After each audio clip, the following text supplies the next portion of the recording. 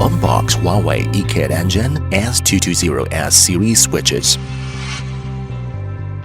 In September 2024, Huawei eKit launched the latest S220S series Layer 2 access switches, 11 models in total.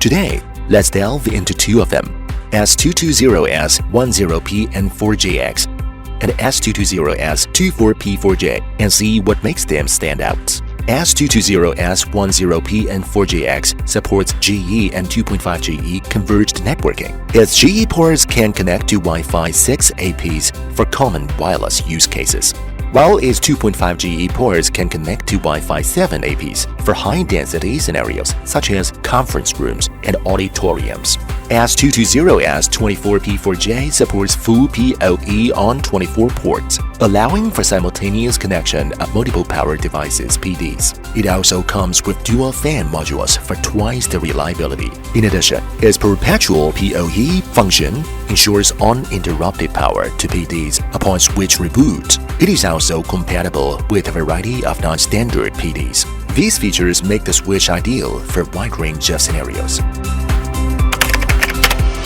Other highlights include one-click deployment by scanning a QR code and easy operations and maintenance (O&M).